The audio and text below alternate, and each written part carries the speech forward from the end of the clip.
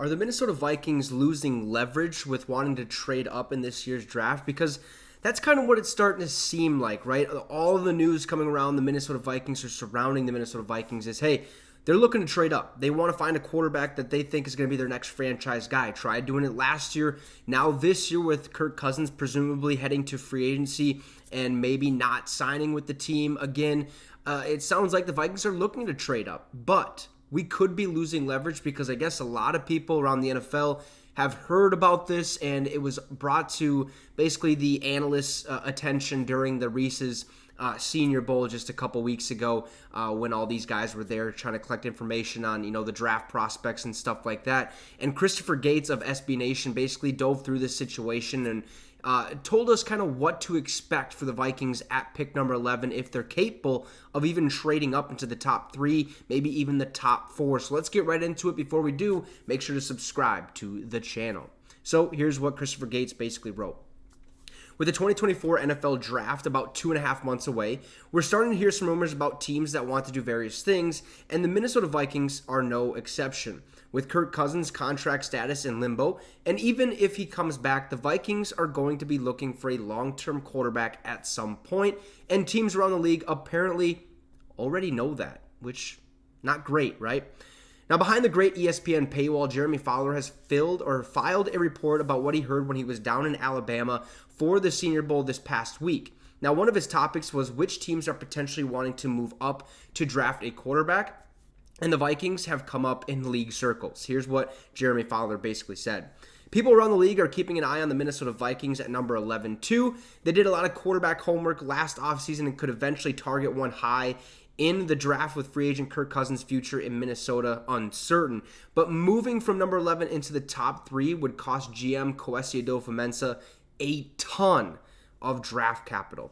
All right, now the cost for the Vikings to move up from number 11 into the top 3, which presumably they'd have to do to get one of the consensus top prospects at the quarterback position in this draft, would cost them quite a bit. All right, the most recent potential comparison comes from the 2021 NFL Draft when the San Francisco 49ers made a deal with the Miami Dolphins to move up from number 12 to number 3. Now, the price for that deal for the Niners was the number 12 pick in that 2021 draft, a 2022 first-round pick, a 2022 third-round pick, and a 2023 first-round pick.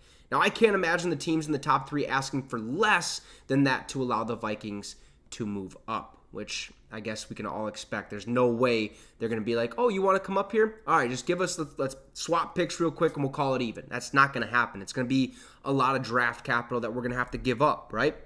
Now, there's also one other slight problem.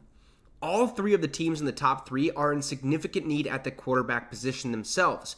2 of them, the Washington Commanders and the New England Patriots, have new head coaches in the fold, and those coaches would presumably want, their guys at the helm as they take over. Now, the other one is obviously the Chicago Bears, and if you think the Bears are going to trade that top overall pick in the draft to the Minnesota Vikings, okay, then look, I'm not sure what else to tell you other than you're wrong. That's just not going to happen.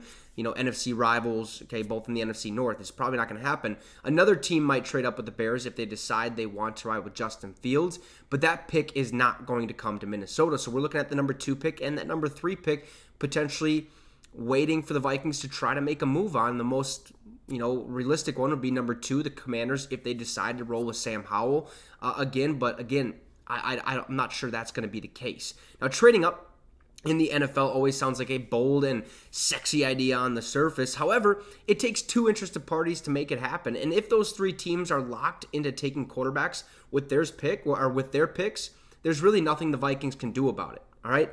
We'll see if the Purple can do something to change someone's mind and make that move up. But at this point, I'm not sure if I'd hold my breath about it happening, which is worrisome, but at the same time, it's all right. We talked about it yesterday with drafting Michael Penix in that second round with the 42 overall pick. We keep that 11th overall pick. We address the defense, right? We get an edge rusher. We get a cornerback. Something to help that defense out just a little bit. And then we wait till round 2 to take a quarterback, whether that's Michael Penix or J.J. McCarthy. I know a lot of you are not sold on Bo Nix, but if we do bring in Bo Nix, maybe it's time to go find a veteran quarterback to have Bo Nix kind of learn under it.